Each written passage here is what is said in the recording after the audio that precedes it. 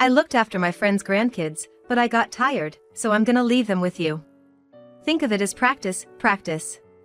Despite being put on strict bed rest due to a threatened preterm birth, my mother-in-law thrust 3 kids upon me, claiming they're her friend's grandchildren, and began to nap on the sofa.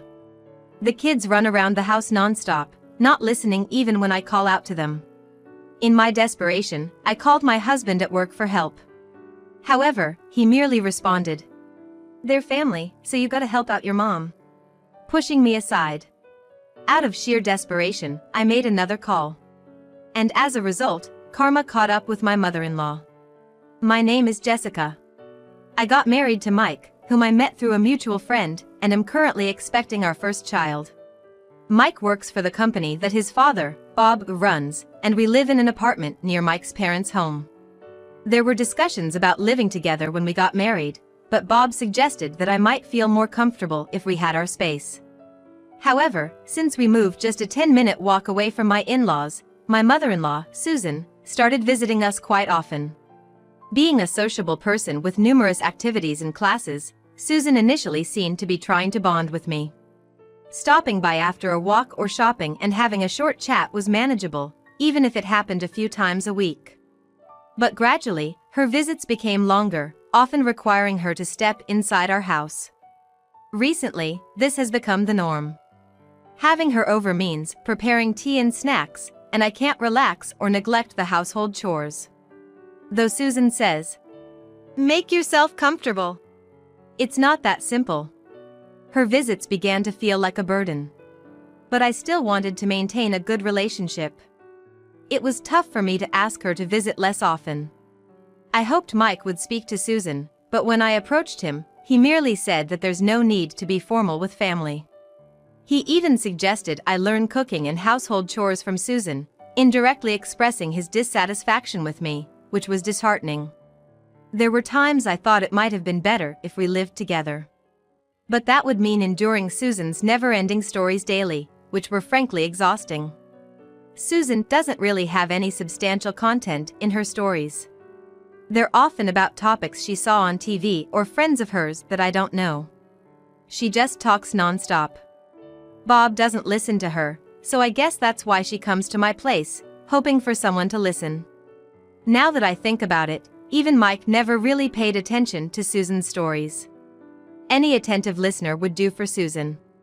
Proof of that is when she has her social club meetings and can chat to her heart's content, she doesn't come to my place. One day, as I was thinking of ways to reduce Susan's visiting hours, I discovered I was pregnant. Being my first pregnancy, I wanted to find the right timing to tell everyone. However, upon hearing the news, Mike, perhaps too overjoyed, immediately informed Susan and Bob. I appreciate their happiness for us, but I haven't even reached the stable phase of my pregnancy yet. Mike suggested I could get some advice from Susan. He even asked her to check up on me, leading to her visiting even more frequently, sometimes staying for lunch or even dinner. Bob is the only one who seems concerned about my condition, whereas Mike and Susan just keep saying that moving around would help with an easier delivery. They don't help around the house at all. When morning sickness hit harder than I expected and I wanted to lie down, Susan would still come over and meddle with household matters. Maybe it was the stress of those days, but during a routine checkup, I was diagnosed with a risk of preterm birth and was told to rest. The doctor advised me to get support from my family for household chores, but I wasn't sure if that was feasible given the current circumstances. But considering the baby, I knew I couldn't just keep quiet. I decided to talk to Mike as soon as he gets home, ask him to help with chores, and stop Susan's frequent visits. I was hopeful that Mike would understand. But as soon as I laid down on my bed, the doorbell rang repeatedly. I wasn't expecting any visitors, and considering the incessant ringing, I instantly knew it was Susan. She probably knew about my doctor's appointment and timed her visit accordingly. I had just been told to rest. And even if I could stay in bed, with Susan's incessant talking, I wouldn't get any rest. So, I decided to pretend I wasn't home. After ringing the bell for a while and getting no response, Susan finally seemed to give up. Feeling a bit guilty, I closed my eyes hoping to get some sleep. However, to my surprise, I heard Susan's voice inside the house saying, "Are you here?" I heard footsteps approaching, and suddenly my bedroom door opened. "There you are. Why are you in bed in the middle of the day?" I had locked the front door, but somehow, Susan was inside. "Susan, how did you?" Looking puzzled, she flashed a key in front of me. It was a spare key to our house, and it seemed Mike had given it to her without my knowledge. I had repeatedly asked Mike to tell Susan to limit her visits, and I was infuriated to learn that he'd given her a spare key instead. Unfazed, Susan continued to criticize, mentioning how dusty my room was. I informed her of my risk of preterm birth as told by the doctor. "I need to rest, so I can't entertain you today. I'll be in bed," I said, hinting that she should leave. But she didn't take the hint and showed no signs of concern. She proceeded to open a window and called out, "Come on in." After that, I heard loud footsteps, and 3 energetic boys I'd never seen before appeared. They were 3 energetic young boys. They all looked somewhat similar, suggesting they might be brothers. While they didn't enter the room immediately, they peeked in from the doorway. "I'm babysitting my friend's grandkids, but handling all 3 is quite tiring. I'll take a nap in the living room. You can put them to sleep here. It's a good practice for when you have your child," Susan said nonchalantly. With that, she told the kids to nap with me and swiftly moved to the living room. The boys, interpreting this as permission to enter, rushed into my bedroom. In no time, my bedroom, with only a bed for Mike and me, turned into a playground. The boys showed no intention of napping and began jumping on the bed and playing tag. No matter how much I tried to calm them, they were engrossed in their play. In this chaotic situation, I decided to call Mike for help. I called his work phone and explained the situation, asking him to come home as soon as possible. "Mike, the doctor said I'm at risk of preterm birth and told me to rest. But these kids are running around non-stop. Can you please come home?" I was genuinely scared at that moment. The kids' actions were becoming more boisterous, and I feared one might accidentally bump into me. I was on the verge of tears, dreading any potential harm to my unborn child. However, even as I pleaded with Mike in a tearful voice, he seemed not to grasp my fear. "You can't expect me to just come home," he said in exasperation. "Mom's been handling those energetic kids and she's tired. Why don't you help out? Think of it as parenting practice." Shockingly, Mike echoed Susan's sentiment and hung up the phone. Despite my repeated attempts to call him back, he didn't answer, and the children began trying to jump from Mike's bed to mine. I faced the kids, and couldn't help but blurt out, "Stop!" in a loud voice. The children looked at me with surprised expressions, and while they did stop their bed-jumping antics, they continued to chase each other around the room. How long were these kids going to be here? When would Susan ever wake up from her nap? Feeling helpless, I clutched my smartphone in despair. It was then that I spotted a certain name on the screen, and in my desperation, I called that person. By the time Susan finally woke up, it was already late in the afternoon. I guess I overslept. I was exhausted from playing with the kids. She yawned and got up to find the kids. But the previously noisy kids were now silent. Susan peeked into the bedroom where she last saw the children, but no one was there. When she finally made her way to the kitchen, she was in for another shock. The 3 children were quietly sitting at the dining table, munching on snacks. Lying on the couch, watching over them, was me, and standing next to me was Bob's sister, Kate. "You finally woke up," said Kate when she noticed Susan's entrance. Indeed, in my desperation, the person I'd turned to was Kate.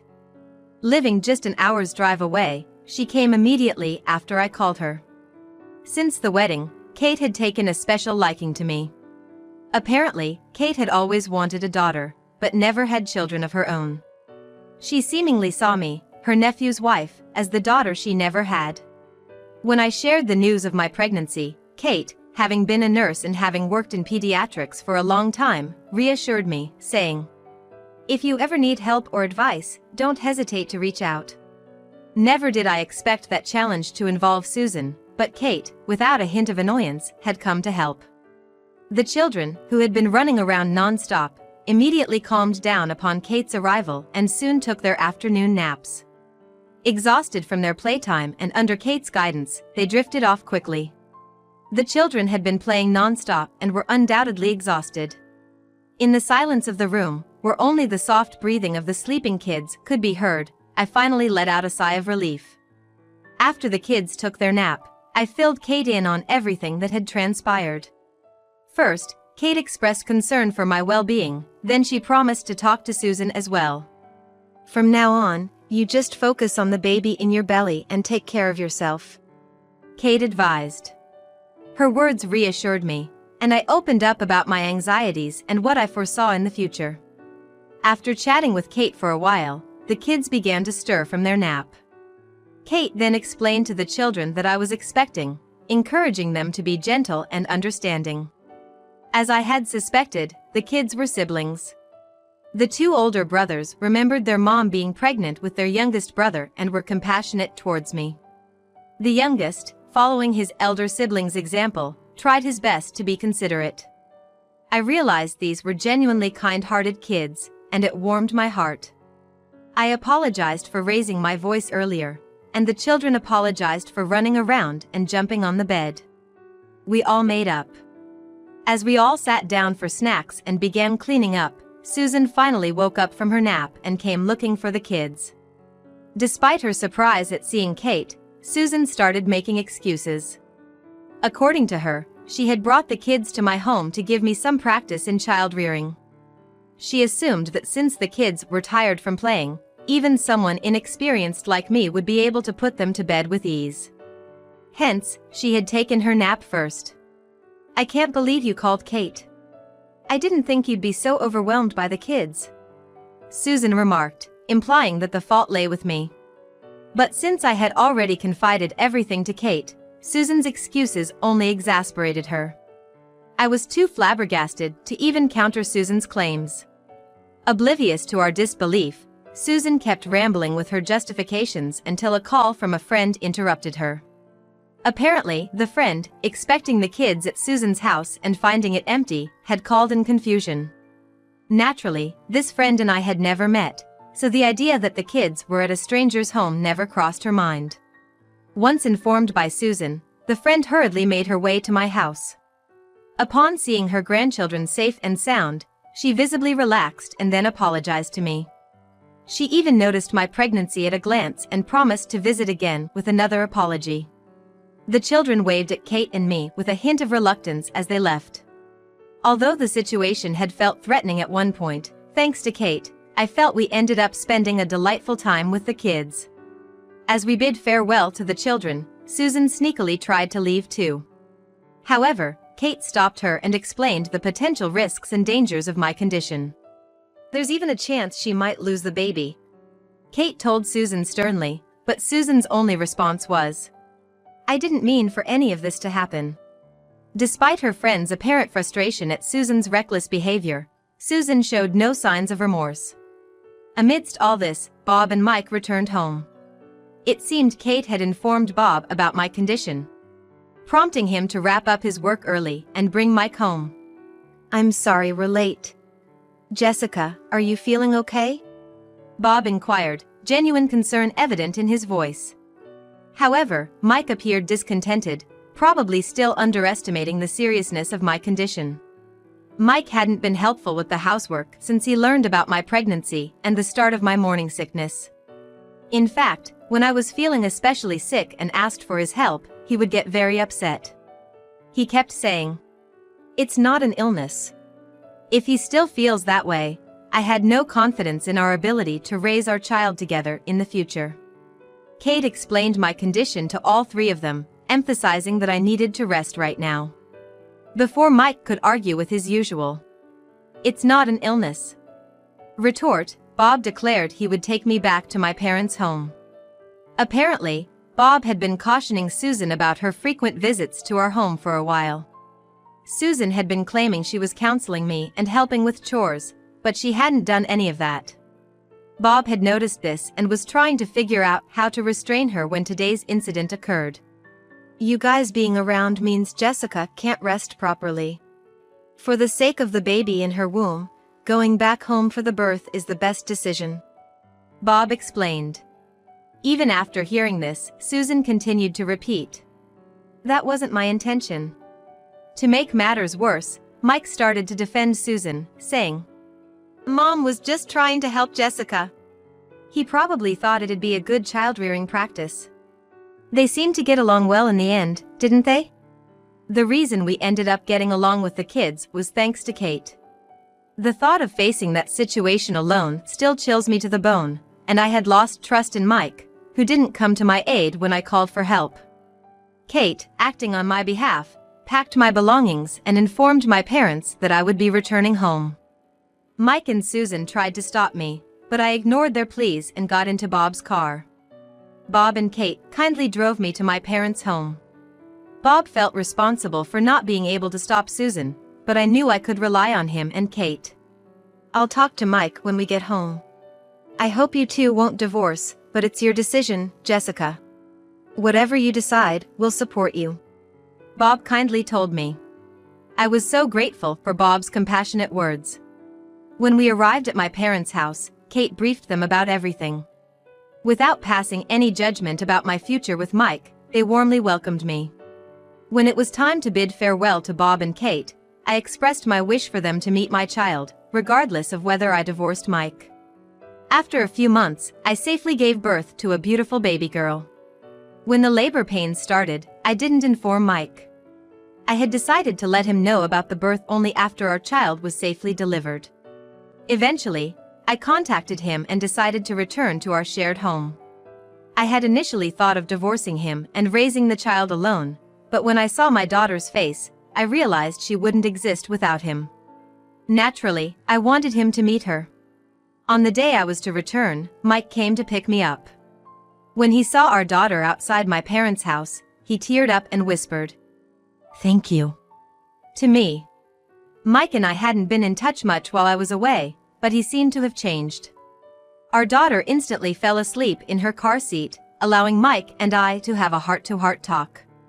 It seemed Kate had given Mike quite a stern talking to while I was gone, prompting him to reconsider his views. He hadn't realized how much a pregnancy can affect a woman's body and had dismissed my discomfort as mere exaggeration. Mike told me he had studied various books and prepared to welcome our daughter while waiting for me. Seeing our safely born daughter, he was overwhelmed with emotion and realized how dangerously he had treated me, expressing how scared it made him feel now. "From now on, we'll be raising this little life that can't fend for itself yet." I was happy that Mike understood and shared that fear with me.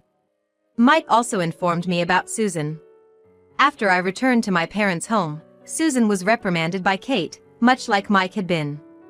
Given her past behavior, Bob was quite angry with Susan, too. Despite being scolded by both, all Susan said was, "I didn't mean it like that," showing no understanding of my condition whatsoever. Bob decided that if I ever came back, it would be dangerous if Susan approached, so he banned her from our home. Though Susan protested, with Mike's change of heart from Kate's words, she had no allies left. She had no choice but to accept the ban and return her spare key. Later, one of Susan's friends came to apologize. Upon learning I had moved back to my parents, she seemed deeply concerned, suspecting it might have been because of her grandchildren. It wasn't due to the kids, but because of Susan, as Mike clarified. Hearing that, and considering her grandchildren were brought to a stranger's house without her knowledge, she severed ties with Susan. Apparently, Susan met her friend through some shared activity, and now she couldn't even attend that after being ostracized. Despite this, Susan doesn't think she's at fault. She's been causing trouble with other friends, and both Mike and Bob feel they can't deal with her anymore. Dad might even divorce Mom, Mike mentioned. Recently, Bob has rarely been returning to his family home, and apparently, he's rented a place near our apartment. By the time the story about Susan ended, we arrived at our home. Bob and Kate were there to greet us. Seeing our daughter, still asleep, they smiled joyfully, which warmed my heart. Thanks to Mike and Bob, the house was even cleaner than when I had left for my parents. Mike planned to take paternity leave soon, based on Bob's suggestion. Though I hadn't informed Mike, my parents had mentioned that they'd occasionally visit to check on things. Kate had been keeping an eye on Mike since I went to my parents, but I'm sure he's going to be a good father and husband. I had started to trust Mike again.